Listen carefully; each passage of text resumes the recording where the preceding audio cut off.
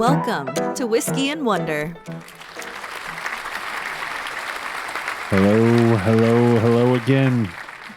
We meet again. Hello, everyone. I'm sorry. I'm already cracking up. I'm going to screw it up again. That's Megan. That's Tyler. There we go. If you're with us the last episode, you'll get why that's so funny. Yeah, so we're out of practice. Yep. We're Whiskey and Wonder. Yep. Podcast where we get together and we review whiskey and teach the other something that has made us wonder. Yes. And boy, do we have a doozy of a wonder this week. Ooh, I'm excited. So we'll start things off by saying I screwed up.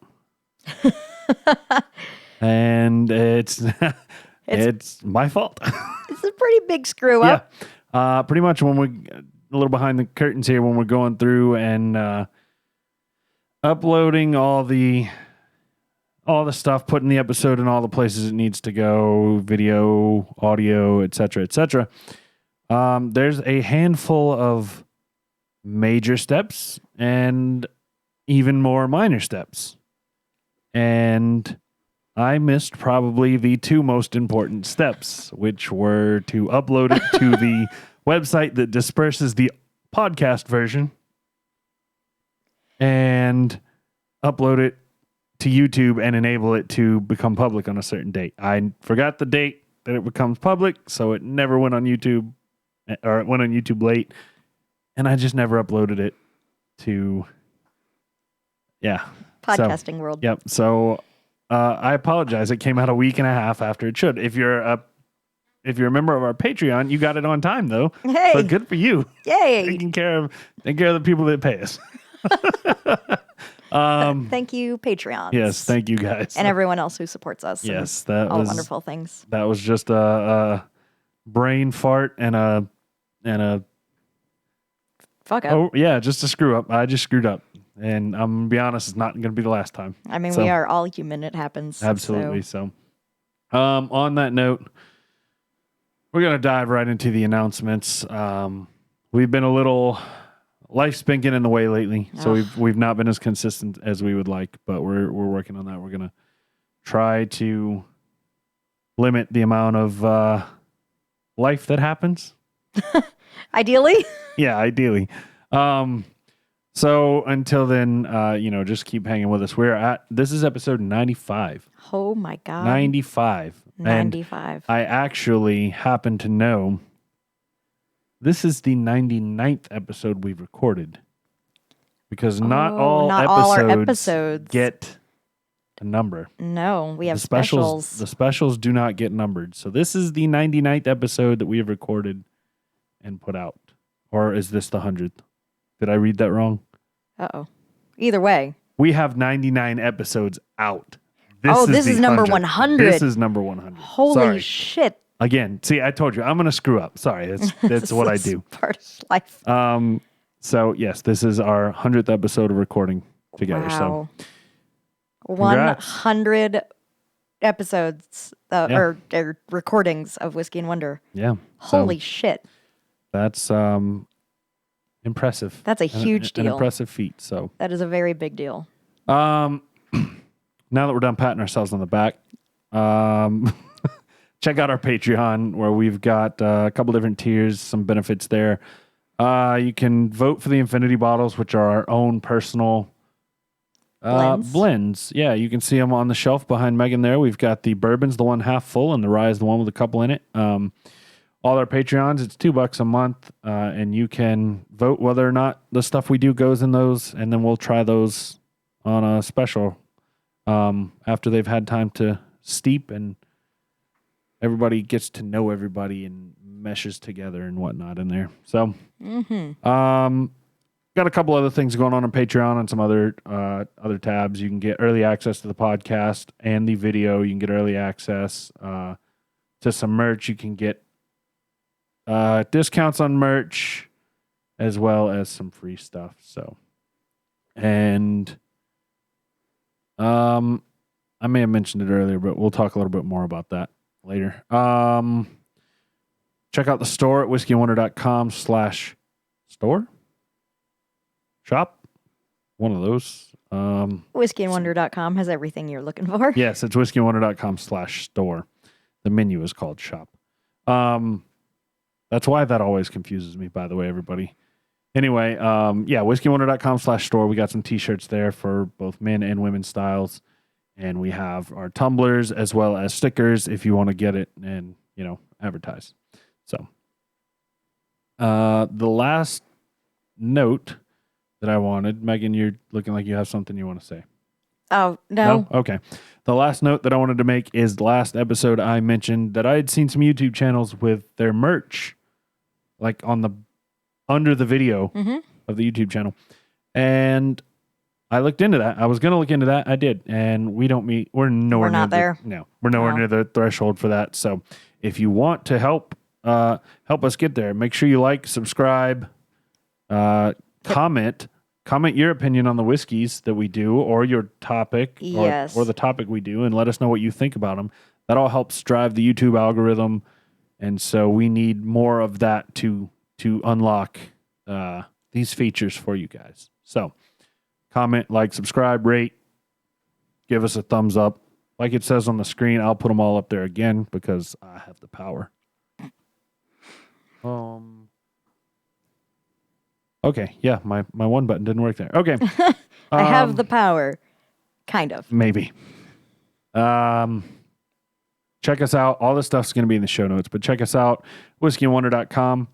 YouTube, you can search Whiskey and Wonder and you'll find us. Patreon.com/whiskeyandwonder.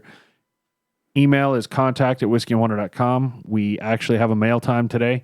We had a mail time last week. I just completely forgot about it. So all the other places you can find us are down below in the show notes or the YouTube notes, whatever you want to call them. So, and I almost forgot the most important part. Thank you to those who donate and subscribe and like and tell their friends and buy stickers and buy glasses and do all the amazing, wonderful stuff for supporting us. Thank you guys so much. Wouldn't be here without you. Yeah. All right. On that note, I just had a complete derailed train of thought. Anyway.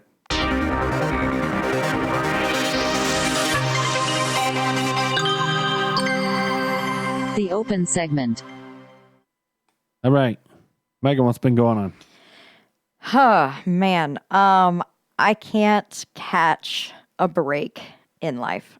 So the reason why we didn't record last weekend is because I got a horrific, sinus infection that's still hanging on. I still have a bit of a cough every now and then. My voice kind of goes in and out. Sounds kind of weird. Right now, I'm about to cough. So Tyler, if I can help. Yeah, I'm sorry. I'm not in much better shape, to be honest with you. So I've had this since I was a kid. I always got this terrible cough in the fall time, and it was just I always got a little tickly throat. And for about 5 years, the last 5 or so years, it went away, and it's back with a vengeance this year. I've been coughing. I can feel there's stuff in my chest, so I think I'm developing fall allergies or redeveloping fall allergies.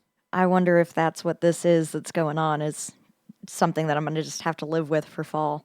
So I feel like it's been a long time. Yeah, I absolutely hate it. It's a lovely time of year. I just hate the cough that comes with it. Yeah, fair. So anyway, as you were saying, you've had a rough week, cough-wise? Super coffee, didn't have a voice for quite a few days. It's been really rough. So I'm ready to be healthy and happy and nothing should fuck up. We're done. We're done. 2022, rest of the year, smooth sailing. You've jinxed us. Thanks. Way to go. Knock on wood. Yeah. Well, I'm glad you're feeling better. Glad you've got a voice today.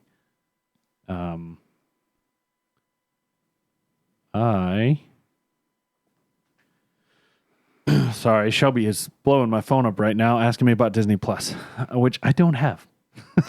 So, yeah.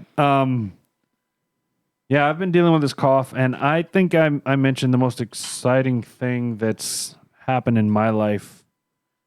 Did I mention Off air. off air what was going to happen? Mm-hmm.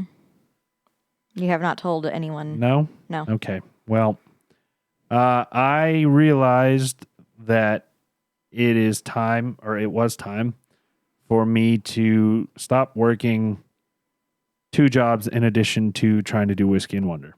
And I have quit my second job. I have one more shift left. I'm going to help out with an event in the middle of November on a Saturday. And everything was good. It was, I think I caught the folks by surprise, but everything was a smooth. I don't want to say it was a smooth transition, but they It was understood. amicable. Yeah, it was amicable. I mean, it was. I want to say it was better than amicable. Like I've been there multiple times since then. I've gone there and played trivia, and I made it very clear when I was leaving. It was because I knew it was time for me to get out of customer service, and I care a lot about that place, and I care a lot about those people that own it, and that I wanted to end things on good terms. I've watched a lot of people go through there and kind of, for one reason or another, lose the desire to be there, whether it's lose the desire of customer service or just want something different, or I've just watched things get bad, and I didn't want that experience. And I can just tell from myself that I'm tired of dealing with people in that sense. Fair. And so I'm very glad that they understood the way they did. And I love those people like their family, and have every intentions of still supporting the brewery just from the other side of the bar. Yeah. So, Well, that's good. Well, congratulations on this big step forward. thanks. And that kind of leads me into my next, what I was kind of hinting at earlier. I am hopeful that this will free me up to do a little bit more with Whiskey and Wonder. It's kind of been stagnating here lately, and so hopefully that'll let me produce some extra content, maybe do like a Whiskey Wednesdays. Now I won't be so caught up on my Wednesdays since I'm going to have the majority of my weekends back, and also NASCAR's ending. Next week's the last race. So, I won't have to spend, not that I have to spend, but that's Shelby and my, that's our thing. We like to watch NASCAR together on Sundays. So, so that I'm sure we'll still be spending time together, but I'm just expecting my schedule to free up some. So Nice. I would like to start on like a Whiskey Wednesday or a Fun Friday or something where we do like a live hangout for our patrons. Maybe we do it every other Friday or something like that. We're Nice. workshopping some ideas, but we do have stuff in the works for you guys like that. Very cool. Very cool. So, what else has been going on with you? How's your noggin? It is in the process of being repaired. It's a way longer process than I ever expected it to be. But hopefully I'll be back to 100% performance. They're estimating in late December. I should be like 100% normal. And I'm ready. Like I'm tired of all this craziness going on. As on the same topic of my noggin, I have dyed my hair again. I figured that might be where you were going with that phrase. Yes, I noticed that. Yes. So this is actually the first time I have not gotten my hair done professionally. What? Yeah. I am very Oh, I am so sorry. I know that's that okay. came through. It did, but that's okay. Sorry, I couldn't hold it in. I'm very, very fortunate that my best friend and her wife are both professional groomers, and if you can cut a dog's hair, maybe you can cut a human's. And they did a phenomenal job because I am a baroque ass bitch with my head injury. I understand. So I am super broke. I could not justify spending money to get my hair done professionally, but it needed to be done. And they did my hair for me, and it's very sea-esque. We have like dark blue, teal, and some emerald green. I have like a full undercut now, and I just have to like train my hair to now stay to the side where it's supposed to be staying. I didn't even notice that. Yep. That we dyed it on Friday, so Do they typically dye dog hair? I'm just curious. it's more popular than you think. Yes. Fucking people. Anyway, Yeah. So yeah, I got my hair did. well, I like the color. It's a very nice color. Thank you. Thank you. I think the only other really exciting thing that's happened in my life, actually, no, I can think of two things. Number one, I'm very proud of this. I saw you went and used the bathroom earlier. Did you notice any differences in there? Uh-oh. No. Was I Okay. supposed to? I'm sorry. No. I'm genuinely curious. So my guest bathroom, I think I talked about it on here. Shelby and I redid it, year or so ago, several months ago at least. And part of the redoing, we painted it a darkish shade of blue. And I noticed when I changed the lighting around and made the light more of like a daylight instead of kind of like the warm, what we got in here. And in doing that, there was basically all the light was on the side of the room opposite the bathtub. So like if you pulled the shower curtain closed, it got pretty dark in the shower. I didn't like that. So we ended up getting one of those wafer lights for $30 and cutting a hole in the ceiling right above the shower, putting that in there and wiring it. So now instead of 2 switches, there's 3 switches.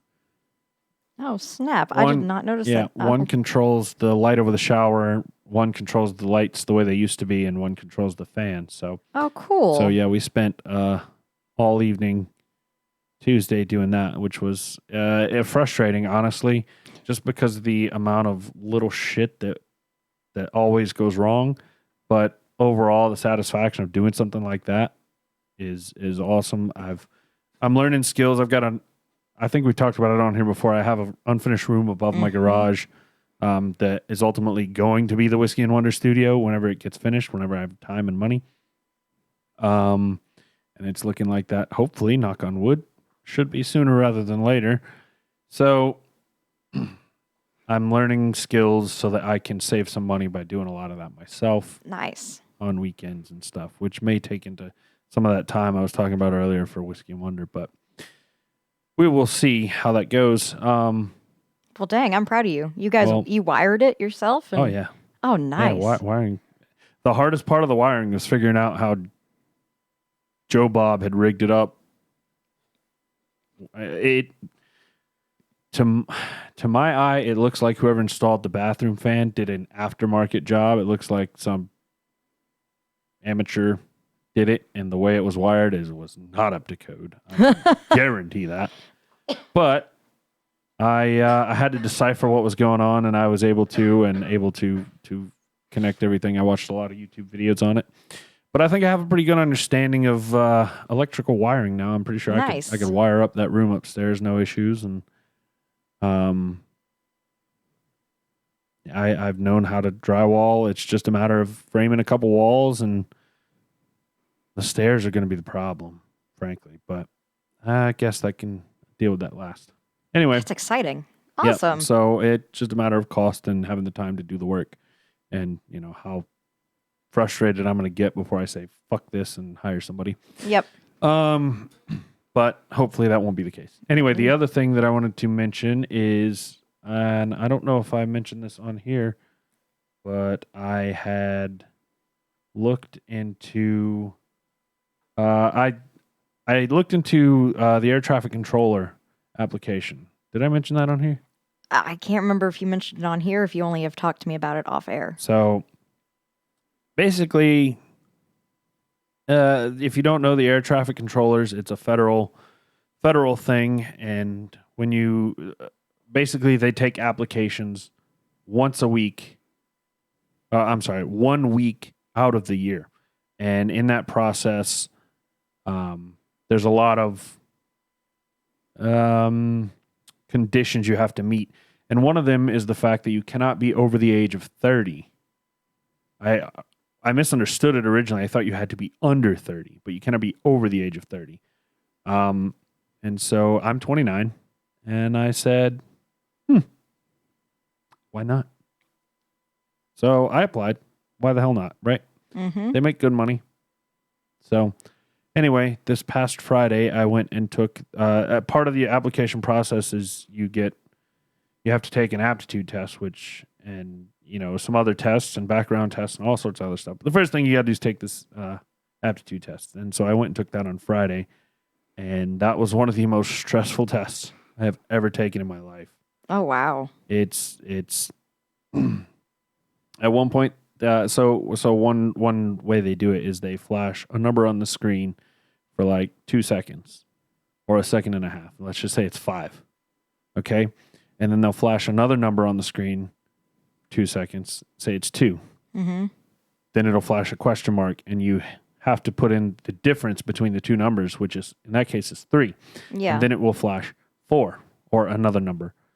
And then a question mark, and you have to put in the difference between the last number, the last 2 numbers that the screen flashed, which in that case would be 2. So, whoa, hold on. So the screen has given you 3 numbers. The screen gave you a 5 5 and a 2. 5 minus 2 is 3. Mm-hmm. Then you have to do 4 minus 2 because it gave you a 4 after the 2. But in your mind, you're thinking 3. I'm thinking 3. Because I did the math it's a memory game to get you thinking. You get no paper, no nothing to write anything down. You have to do it entirely in your head, no calculator, no nothing. Wow. There are about 30 to 40 numbers per round, and there are 8 rounds, and it goes boom, boom, boom, boom. This is just one of the 6 sections. My eyes, as I was doing it, just tunnel vision on these numbers. I had to get into a rhythm. I was like, 7 minus 5 is 2. 5 minus 4 is 1. 4 minus 3 is 1. 3 minus 3 minus 2 is 1. 2 minus 7 is 5. And I just had to sit there and I literally was sitting there going like, 1 minus 3 is 2. 2 minus 3 is 2. Just whispering to myself. That's it was insane. the most. Oh no, it gets worse. It gets worse. Oh my God. There is one part of it where you're looking at a map. We'll just call it a map, like you would see at an air traffic control station. And they throw balls that are numbered, like little dots, go flying across the screen. Like airplanes. Huh? Like airplanes. Yeah, like airplanes. But they send anywhere between 2 and 8 to 9 at once. And you have to eliminate, you have to press on the keypad the number to eliminate that flight. So let's say you've got two that are flying north and one going this way, and you want to eliminate the collisions, essentially. Well, if you've got these 2 flying at the same speed, and this guy is going to hit this one and then this one, you're supposed to take out, you want to avoid the collisions, but you want to do it with the least amount possible. So you want to be efficient and take out the one going that way instead of the 2 going that way. While you're doing this, you have to answer math questions. Jesus. Yes. It's not fun. It is a mentally hard test. But I am honestly, I don't know how I did. I'll get those results later. But I am pretty damn proud of all of them except one section. The other section, the only section that really gave me a hard time, you have a screen where you're looking like down at the earth, and they put a large plane and a small plane. And you have to tell the orientation of the large. You have to say whether it's true or false what the orientation is of the small plane compared to the large one. So if this is the large plane and the small plane is on its right side and the screen says left, it's false. Okay. If it says right, it's true. Okay. And then it flips them all around in different directions. Second time through, it puts an eyeball on the screen. And if there's no eyeball, it's from the perspective, that you see the two planes facing. If there's an eyeball on the screen, it's from the perspective of the eyeball. So it could be, the eyeball could be on the side and the small plane is on the right-hand side of the big plane, but it is technically to the left. Yeah. So, and my brain was so mush by that point. I was like, just guessing. Oh, shit. Yeah. So that was the only one because I kept having to take breaks and stop and mentally break away from it. But so that was the only one that gave me that I know I had trouble with. The rest of them, I had some collisions, but I feel like I made that. I was able to download an app that let me practice all this stuff. Cool. It cost me $10, but I had a $90 worth of credit for Google Play. So yeah, it didn't cost me anything. Anyway. Wow. Well, good luck. I hope you get the job. Well, we'll see. I've still got 25 more hoops to jump through, even if I do well on the test. So I don't expect it. But I'm going to throw my... Yeah, throw your name in the ring. Yeah. Why not? Did you know they have a forced retirement at the age of 56? I did not. Yes, they force you into retirement then. I guess it makes sense. Yeah. So, did you have anything else you want to tell everybody? No? I'm good. All right then. Well, let's talk about this whiskey.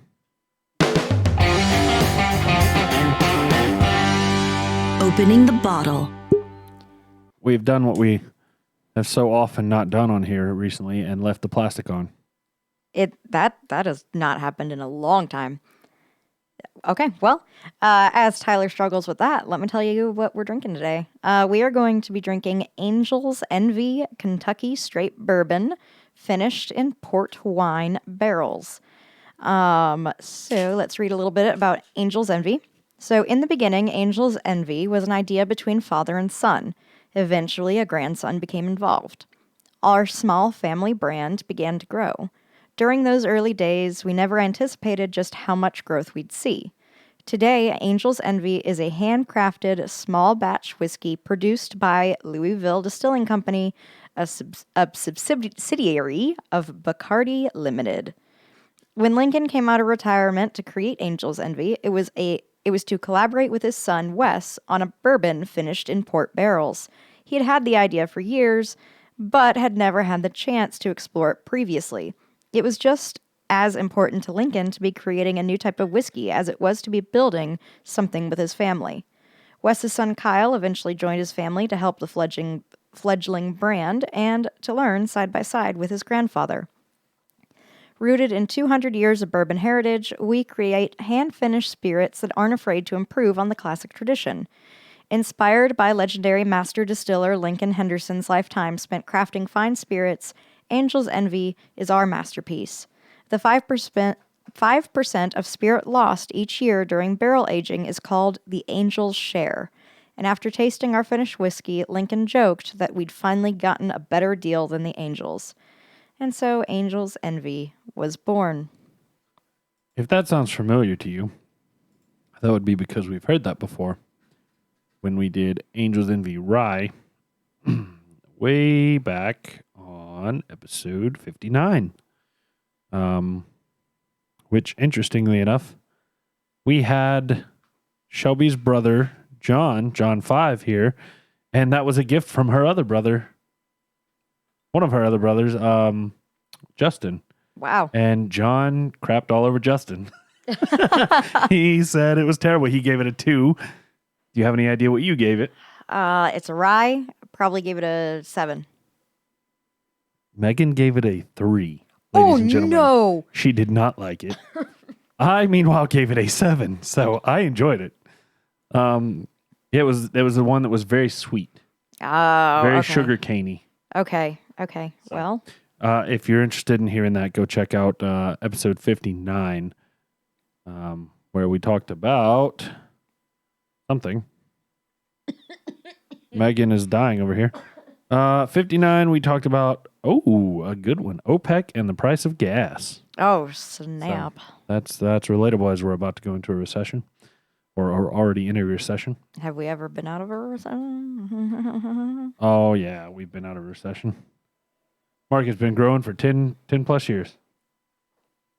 Ooh. All right. You've been sniffing. What do you get? I have been. So, this is finished in port wine barrels, which I was wondering if, we would smell any of that. And I'm really just getting kind of traditional bourbon smells. Vanilla, caramel, very sweet, very candy-like. I can't really pick out anything that's really standing out to me. And again, I've had this sinus infection or whatever's going on, so I know I've been stuffier than normal, so maybe I just am not able to smell as much as I normally can. But for right now, it's just vanilla and caramel and just candy, regular sugary candy type bourbon smells. Well, I definitely agree on the vanilla. I get a lot of vanilla. That was the first thing I got was definitely some alcohol smell. Definitely burned my nose hairs. But second sniff and whatnot, it tasted. It smelled very vanilla-y. I got not every single time, but I did occasionally get whiffs of fruit. But it was to a point where I couldn't really pick out what fruit it was. I could just tell there was some like a fruity smell to it. So I don't know what exactly else we're supposed to be smelling. You're right. It just smells kind of very bourbon-y. Yeah, it smells like bourbon.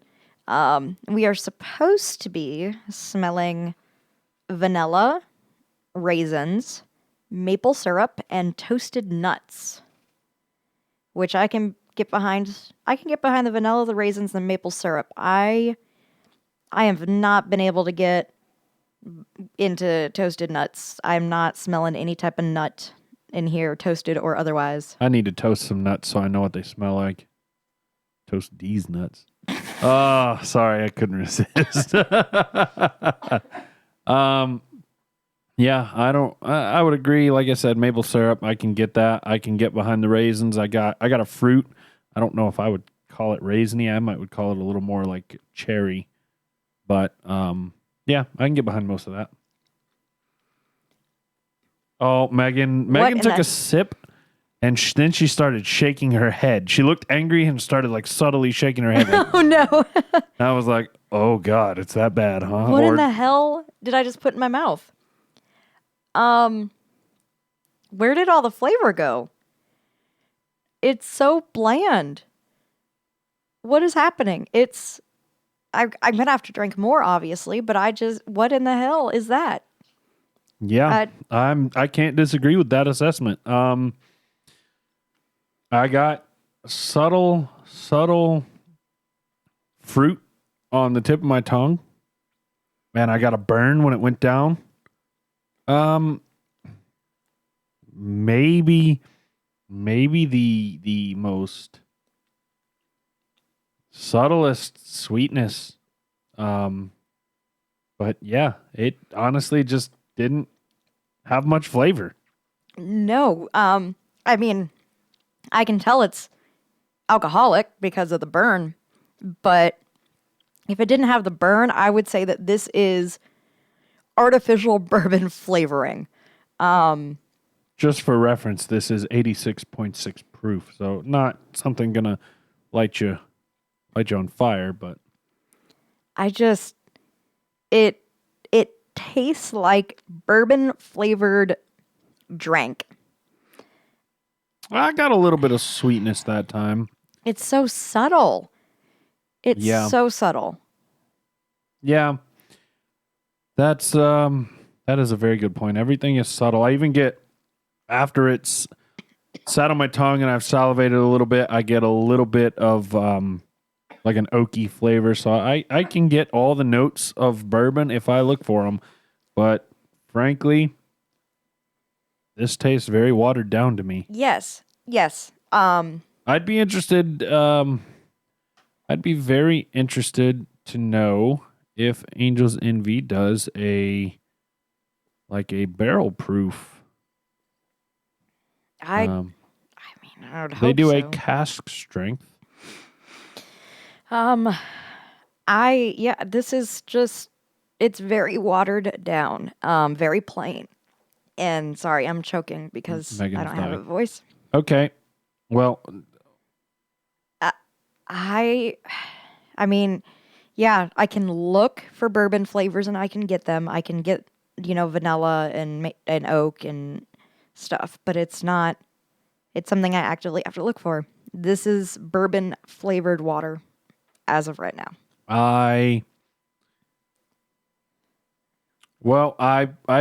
This is Megan's bottle. I went out and bought it. She asked me specifically if I saw it to buy it for her, and she paid me for it. So this is her bottle. I paid $50 for it, I think, or was it 60? I think it was 60. I think it might have been $60, just to give you guys some price reference. Just looking on their website, though, they do make a cask strength version, and I'm seeing two different. Obviously, it's going to depend on the individual barrel, but I see one that has it listed at 120 proof, and one's 122 proof. So that might give you a little more. That might be something we should. I'll give them one more chance. That might be, something. I'll give Angel's Envy one more chance. If their barrel strength is still not good, then I'm just gonna have to write off Angel's Envy. Well, yeah, it's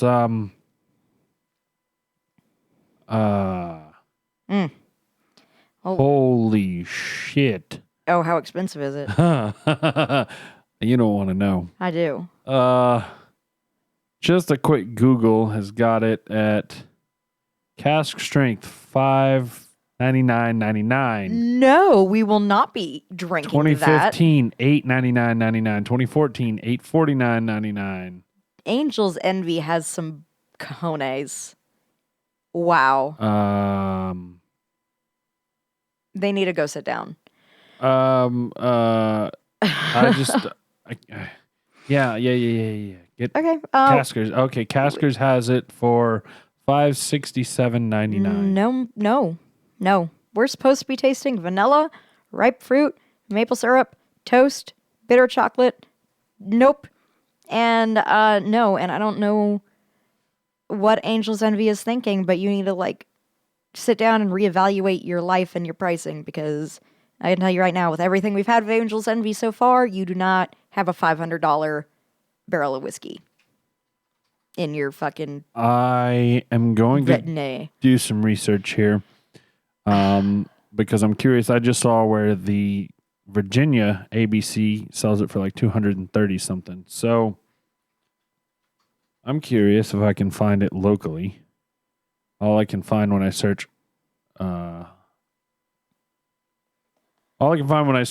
the Mecklenburg County, which is the county Charlotte's in, is Angel's Envy Rye. But I'm curious if I do the county next door, if they will have, they usually have a pricing guide you can search. You can't actually see what's in stock, but. Yep. So let me see if I can find that pricing map real quick. I wish I had more to say about this, just to fill airtime, but I really don't. It is kind of sad. Yeah. So you go ahead and search that, and wow. Well, while I'm searching this, Megan, why don't you take an opportunity after you're done dying to talk to us a little bit about some of our sponsors today. Okay, let's do that. Whiskey and Wonder is sponsored by Flaviar. If you've been a long-time podcast friend, you'll know that we love Flaviar, and we are super excited that we've partnered with them to bring our listeners all the benefits of a membership to the largest spirits club in the world. With a membership ticket, get up to 14% off every purchase, enjoy products curated for you from boxes with guided tasting sessions to full bottles. Skip, cancel, or upgrade at any time. Flaviar is leading the industry in creating an educated, delicious experience that you can enjoy right at home. Use our promo code WONDER at flaviar.com. Again, promo code is WONDER at checkout. Whiskey and Wonder is also sponsored by BarkBox.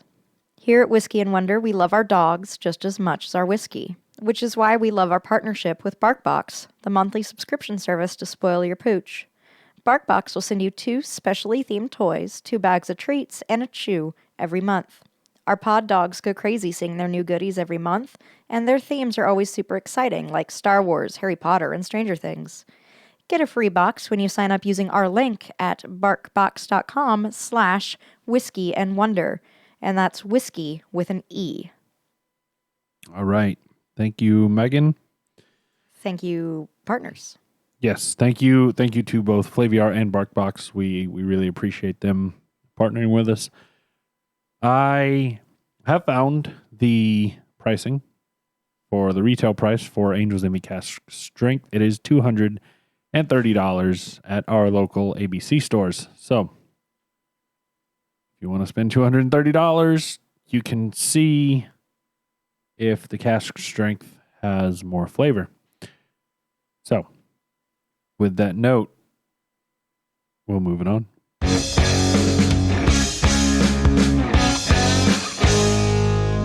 It's time for the Wonder segment.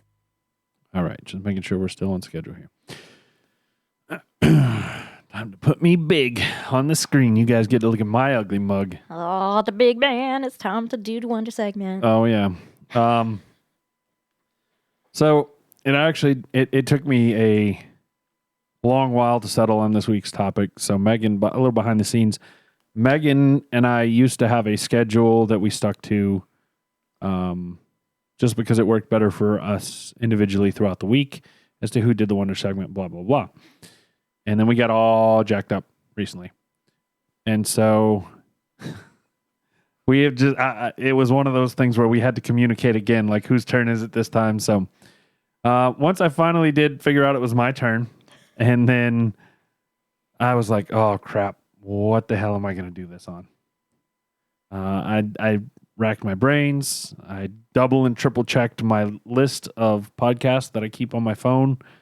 But nothing ever really just kind of jumped out at me like, yeah, this is an awesome topic. You need to do me, kind of thing. And I was like, I even had a couple people that like made some suggestions, and I was like, yeah, okay, that's a fallback, but I don't have the passion about it. So, and that for me is huge. I need to have the passion for doing the research. So naturally, I did what I always do. I turned to the internet. And guess what the internet delivered? A big fat 02. No. I got nothing.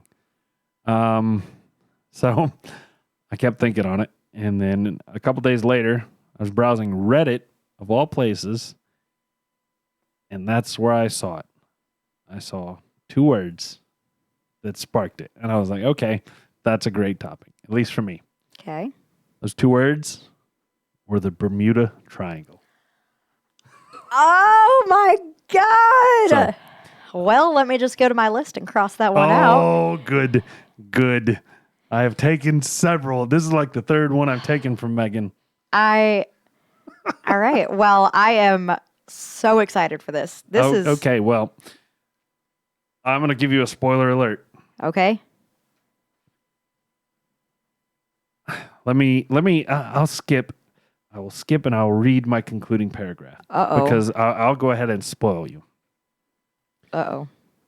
I realize we're probably running a little long here, and I didn't intend for this to be a 2-parter when I started, but here we are.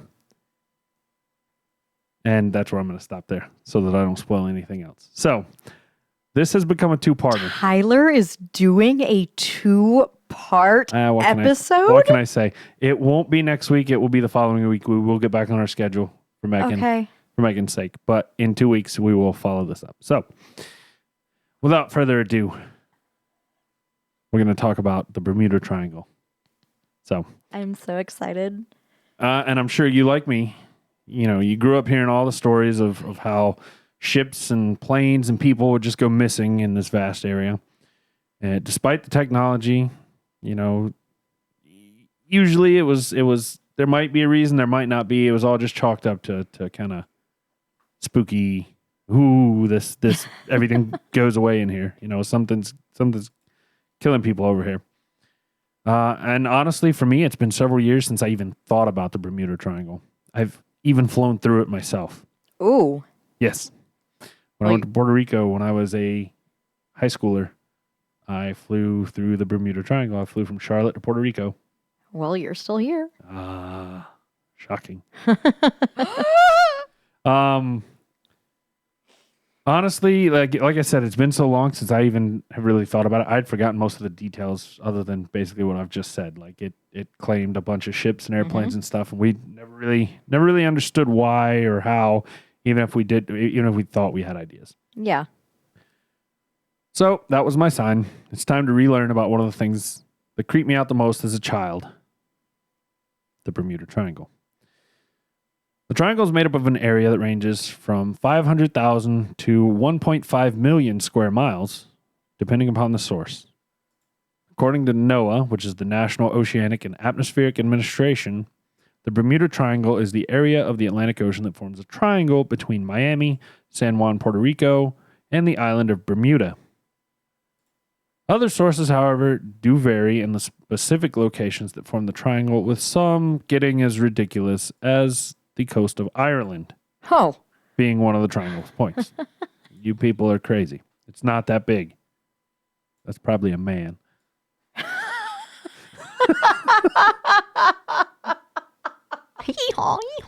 Sorry, I couldn't resist. You're brilliant. That was great. Despite all this, the NOAA points are the ones that are most commonly referred to and commonly associated with the Bermuda Triangle, so we're going to go based off that. The legend of the Bermuda Triangle began in the mid-19th century when completely abandoned ships began being found with no signs why they had been abandoned. Other ships would just disappear without sending any sort of distress signal, just poof, gone, never to be seen again. As technology advanced and aircraft began traveling through this area, before long, similar occurrences started happening. Aircraft would fly into the triangle, mysteriously go missing. All of these would occur without a shred of wreckage ever being spotted at all. Or most of these, not all of these, most. It is estimated that more than 50 ships and 20 airplanes have disappeared while traveling through the triangle. And let's take a look at a few notable disappearances and what may or may not have caused them. We're going to start with HMS, and please forgive me on this name, Atalanta. Yes, it's spelled exactly like Atlanta with an A in between the T and the L. And Atalanta. I'm so used to saying Atlanta, I am going to screw it up many times. Okay. So, HMS Atalanta was a former British warship that was serving as a training ship at the British Royal Navy dockyard in Bermuda in 1880. On January 31st, it set sail for England, but only a few short days into the voyage, she disappeared. The search for the ship attracted worldwide interest, but no definitive answer was ever found. It was concluded ultimately that the ship sank during a powerful storm. There were reports of, quote, immense wreckage by the crew of the gunboat HMS Avon when it arrived in England after traveling close to the Azores. Now, for anybody like me, anybody out there listening, you have no idea where the Azores are.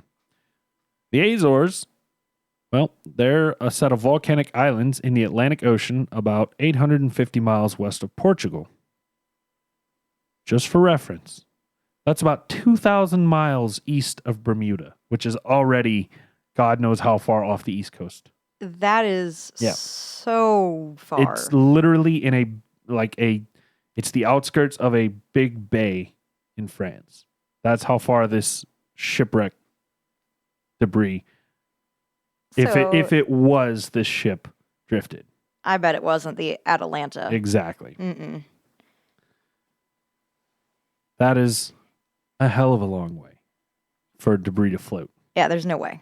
No way. One former member of the Atalanta crew, John Varling, and he was a crewman prior to it becoming a training ship when it was a warship.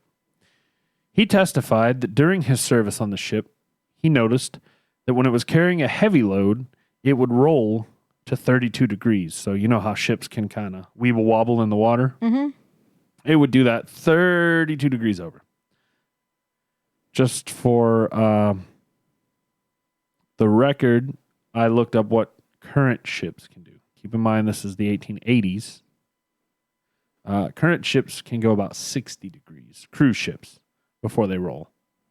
That's freaking impressive. That's almost 90 degrees. That's a like steep angle. That's like this. You said it's cruise ships or? Cruise ships can go 60 degrees. Oh my God. They're designed that way. Do you know how terrifying that would be to be on a cruise ship and just like burp? Yeah, I'd shit my pants. Yeah. It's a 100% on the shit my pants scale. 100. Yeah, for sure. Anyway, so this ship, he noticed that it would roll to 32 degrees. Obviously, 1880, they probably weren't supposed to roll too much further than that. They didn't have the technology. He suggests that it may have rolled a little bit further, and that could have caused the ship to capsize and sink. He also noted that the men training on the ship were probably not experienced enough to handle whatever was happening to cause the ship to roll. This became a serious concern as the boat had more than 250, quote, lads and only 11 able seamen. Sailors, not Sorry. It was thought that the inexperienced sailors were too afraid to, quote, go aloft in a gale to take down sail, end quote. Almost 6 months later, about 200 miles off the coast of France.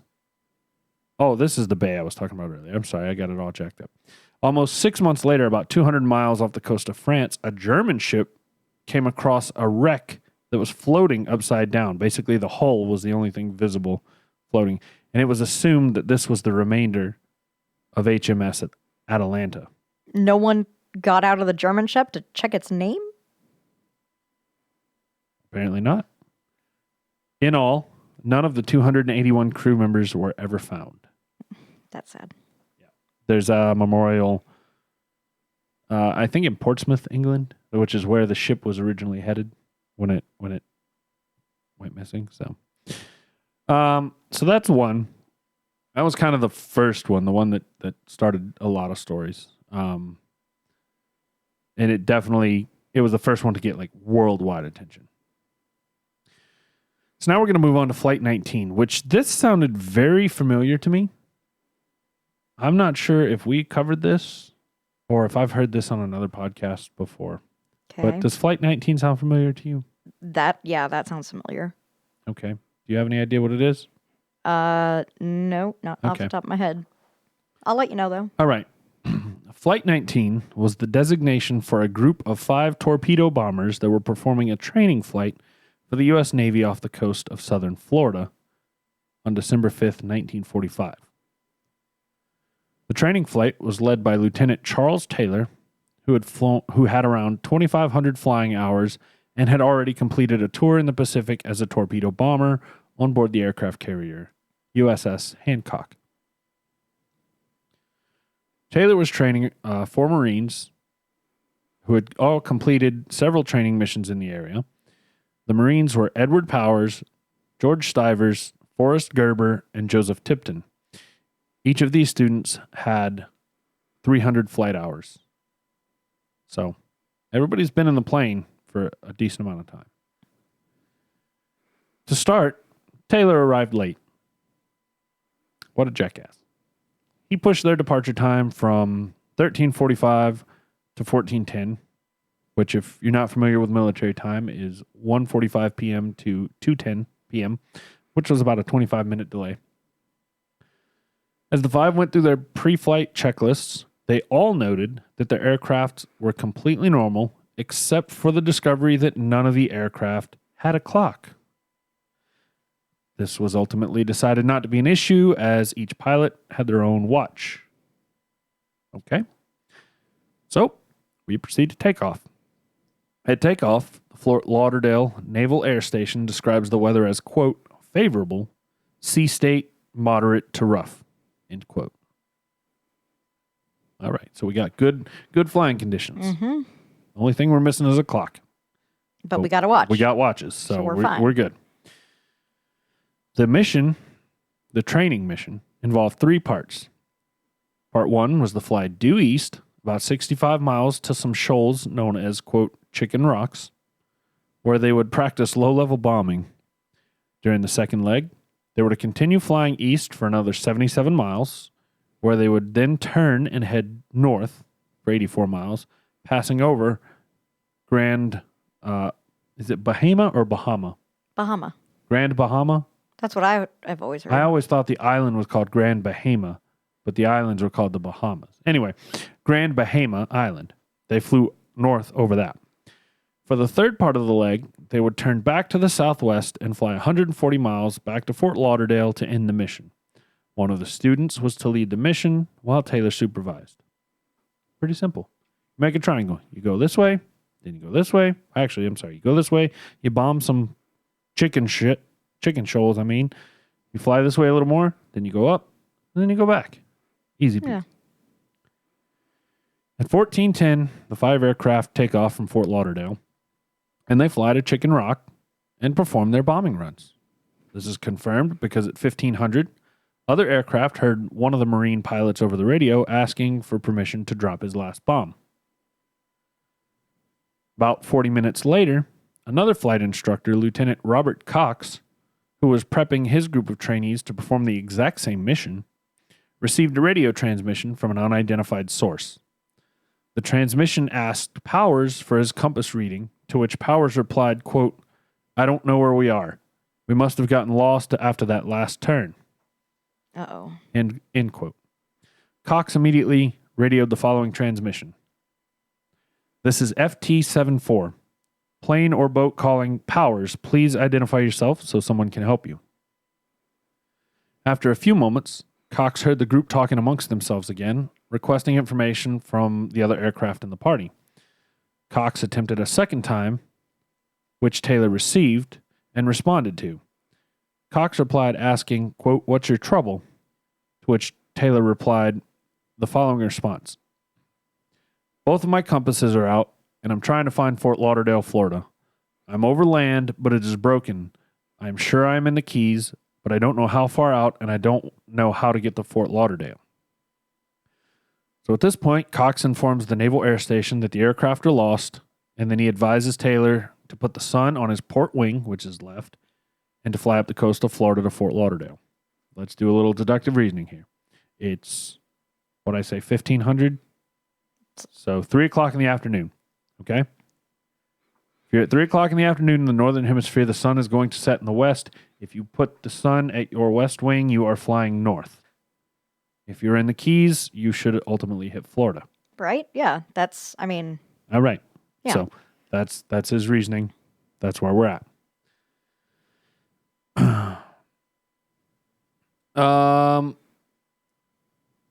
By this time, the base that Cox had alerted had keyed into this conversation, and they had asked Taylor if his aircraft was equipped with a transmitter that would allow them to triangulate his position. But Taylor never acknowledged this transmission.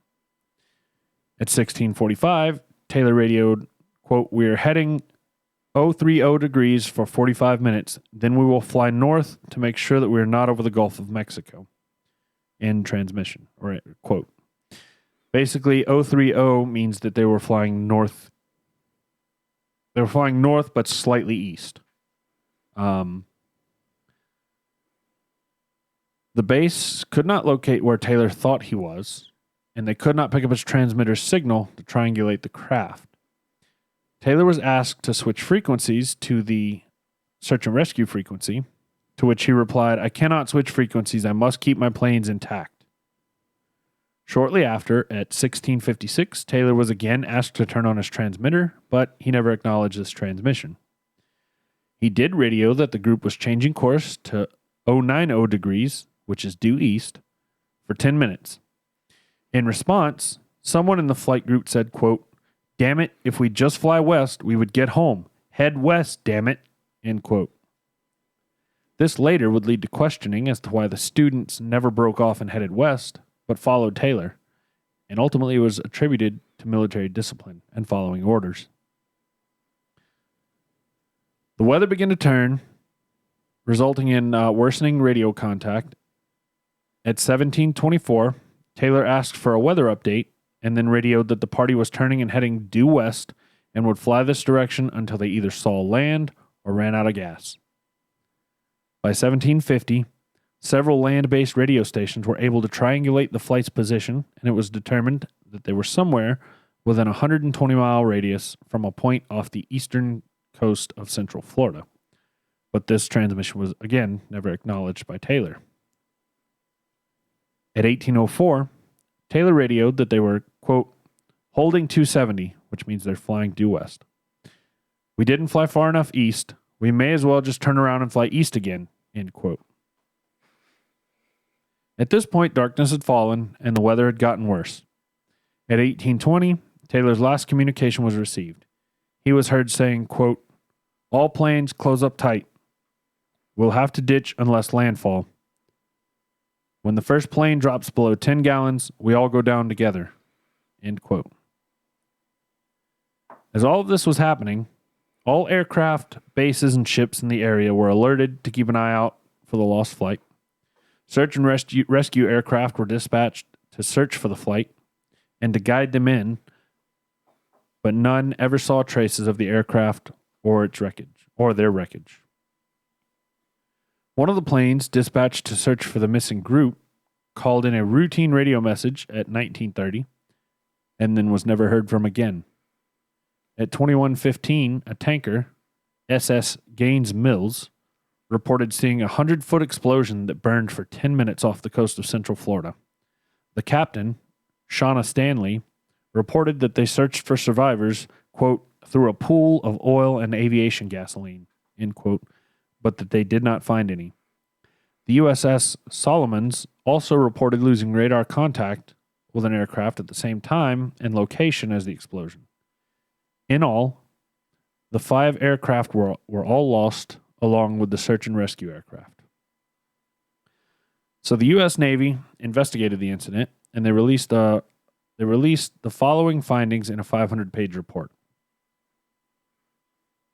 First thing they found is Taylor had mistakenly identified the small islands that they had passed over as the Florida Keys, resulting in him thinking his flight was over the Gulf of Mexico, when in fact, the islands they were seeing were the Bahamas as scheduled. This resulted in him leading his party northeast, thinking they're in the Gulf of Mexico, thinking they would run into Florida, but instead he was leading them out over the Atlantic Ocean. The report did note that some of the subordinates did appear to have known roughly where they were at, based on that transmission. Let's just fly west. We'll get home Yeah. if we just fly west. Jesus. Taylor did not switch to the search and rescue. The second main thing that they released was that Taylor did not switch to the search and rescue frequency when requested to do so, choosing instead to remain on the training frequency. The training frequency often received interference from Cuban radio stations, and this played a role in transmission difficulties. They also ruled that Taylor was not at They determined that Taylor was not at fault since his compasses had stopped working. And there's one other note I want to make on that one once I'm done. Or after this one. The search and rescue plane had crashed due to an explosion on board. So the third one, that Taylor was not at fault since his compasses had stopped working. Taylor's mother, actually, I didn't include this in here, but I read it in multiple sources. His mother basically I don't want to say threw a fit, but demanded that they not blame him because they'd never recovered the aircraft and never recovered the bodies, and so they didn't have any evidence to blame him and say it was his fault. So it sounds like that one's kind of a technicality. Yeah. So, let's move on to the USS Cyclops. We're going to dive in, and hopefully we have enough time to get through this. I know we're running a little bit long. I knew we would be. The USS Cyclops was a bulk cargo ship built for the U.S. Navy in 1910. On February 16th, 1918, the USS Cyclops left port from Rio de Janeiro in Brazil, destined for Baltimore, Maryland. The ship was carrying manganese ore for munitions production for World War I. If you'll recall, this is in the middle of World War I. 4 days after departing Brazil, Cyclops pulled into port in Salvador, where it spent 2 days before heading onward to Baltimore. Let's talk a little bit about the ship, the condition of the ship prior to it leaving Brazil. A report was submitted stating that the starboard engine, which is right, had a cracked cylinder and was not operating. It was determined that the ship should be returned to the U.S. for repairs. And so, okay, well, we'll sail it up to Baltimore and then get it repaired. Okay, cool. It stopped in Salvador as a scheduled supply stop. After leaving Salvador, the ship made an unscheduled stop in Barbados as the water level was higher than the Plimsoll line. Now, the Plimsoll line is a line that shows where the ship should be sitting in the water. Basically, this line, it shouldn't be below the water level. If it is, you got a problem. And it was underwater. And basically the crew, it looked to the crew like the ship was overweight. However, investigations that were performed in Brazil determined that the ship had been loaded properly and was not overweight. It's Brazil. I don't know how much you trust them. But on March 4th, Cyclops set out once again for Baltimore, this time from Barbados. The tanker ship, Emolco, was rumored to have spotted the Cyclops near Virginia on March 10th, but the captain of the Emolco denied this. The location also didn't make sense for the Cyclops' schedule because it would have put the ship at where they spotted them was about a day away from Baltimore, and it was several days ahead of their schedule. So it seemed like a weird place to see that ship. But despite all this, on its expected arrival date in Baltimore, the Cyclops never showed up, and none of the crew or wreckage were ever found. All those on board were actually pronounced dead on June 1st, 1918. There were multiple theories that popped up as to why the ship disappeared. One popular theory was that the ship was attacked by a German submarine or other warship. Another theory believes that there was a serious design flaw in these type of ships that resulted in the erosion of necessary structural components. This was theorized later when sister ships of the Cyclops began having serious structural issues. The theory states that due to the corrosive nature of some of the cargo these ships carried, they would damage the structure, some of the I-beams that were vitally important.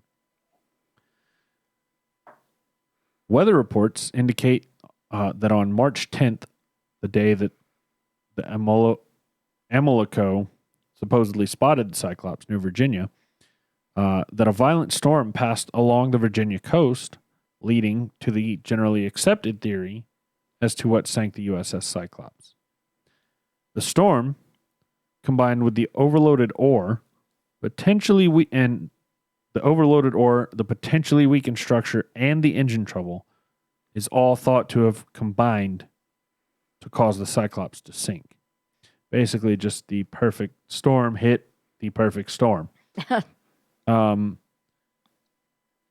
So, as you guys have heard already, I realize we're probably running a little long here, and I didn't intend for this to be a two-parter when I started, but here we are, and we've only looked at 3 examples of the many vessels that the Bermuda Triangle has claimed. We haven't explored any potential causes, scientific or otherwise, for why this area may be known for all the missing ships, planes, people, wrecks, whatever you want to call them. So, in 2 weeks, we will dive back in. We're going to look at one, possibly two more disappearances, wrecks, etc. And then we'll step away from the what aspect and we'll look a little more into the why and how aspects of the Bermuda Triangle. So. Nice. All right. Nice. Yeah? Yeah. That was very very good. Very good. All right. Much excited. Great success. All right, then. Well, we'll move it right along then. I know we're running a little long.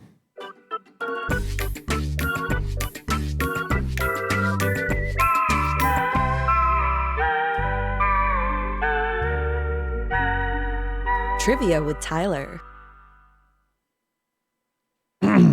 This one actually fits quite well. Ooh. William Dampier, or Dampier, I don't know if he was French, was a pirate scientist who studied botany, zoology, and the ocean. He supposedly circumnavigated the world 3 times, landed in Australia 8 decades before Captain Cook, and influenced Darwin's thinking on the mutation of species. He was also probably the first European to smoke marijuana. Ha! So, good job on you, William Dampier. All right, Mr. Dampier.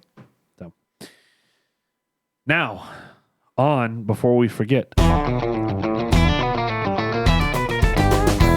Mail time. I love that drop. I sure wish we could use it more. Yes. All right. So this was an email we did receive on October 9th. And it says, y'all, I have to say that I super enjoyed the Night Stalker episode. Jamie did a fucking fantastic job, enjoyed the chemistry, and just couldn't stop laughing at the commentary. I always wanted to know more about this topic, and it was amazing. Also, congrats on getting sponsored. I will be ordering bark boxes for my critters soon.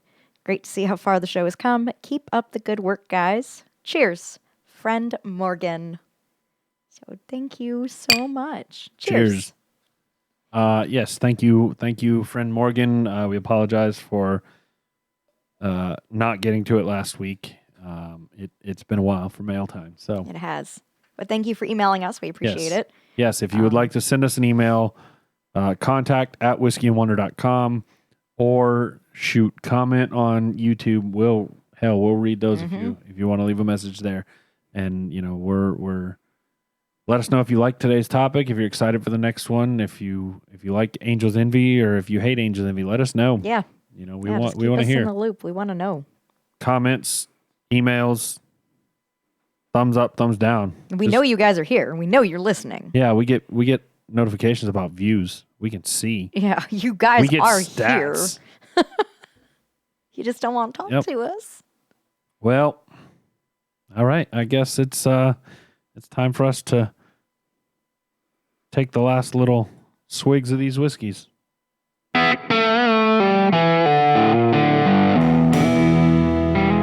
Final thoughts. Did you put water in yours? I did. Okay. It did nothing to change it. Ooh, spoiler alert. I haven't drank it yet. Oh, my B. Sorry. Let me know what you think. Maybe it changed it a little bit, but I mean, it's. That didn't change it for you? I guess it got a little bit more. I can't think like. It still was bland, but I mean. Maybe I just did. I don't know. You apparently think it changed it. It brought a lot of flavor out. Really? You think? Okay. Yeah. I got fruit. I got more vanilla. Yeah. I don't think you put enough water in. I don't think I put enough in. Okay. I honestly, I was kind of trying to hit a drop, so I might have got a little extra water in for all I know. Okay. Yeah. Your cup is a lot better than mine was with water. So yeah. Okay. All right. Yeah. So definitely more flavor with a couple drops of water. For sure. Probably this is an ice. I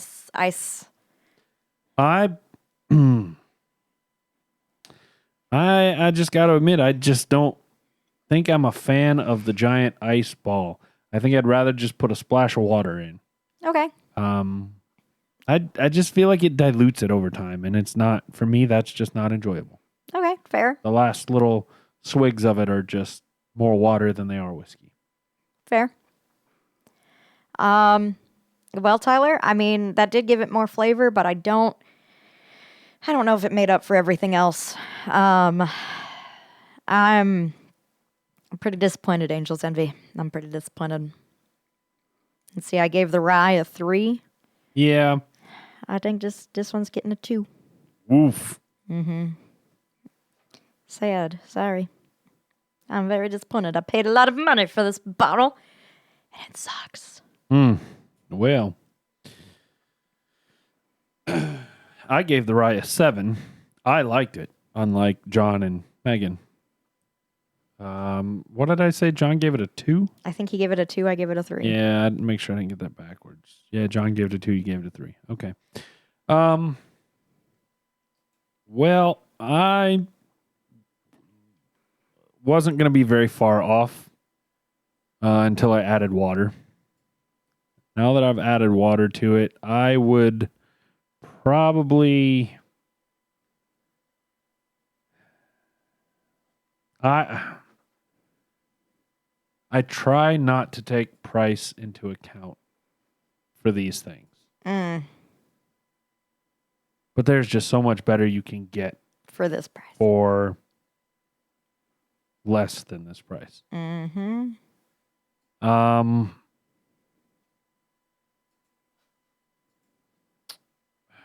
wasn't bad. It just, I wouldn't buy it again. Yeah. Because of the price point. Yeah. So I'm gonna give it a 4. Okay. But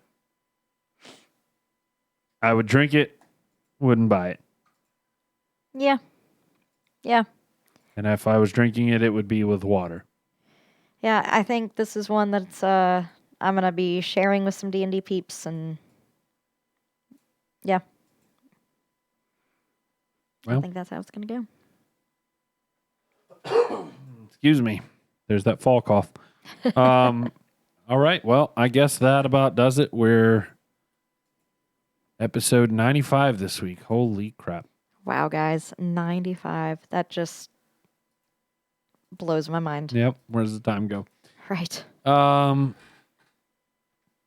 I guess that wraps it up. We want to shout out again. Thank you to everybody who supports the podcast. Yes, thank you so much. Everything you do just helps beyond what you even realize. So thank you guys so much. If you guys, real quick, if y'all liked, if you like Angel's Envy, let us know in the comments. If you like the rye, let us know in the comments as well. I mean, I particularly enjoyed the rye.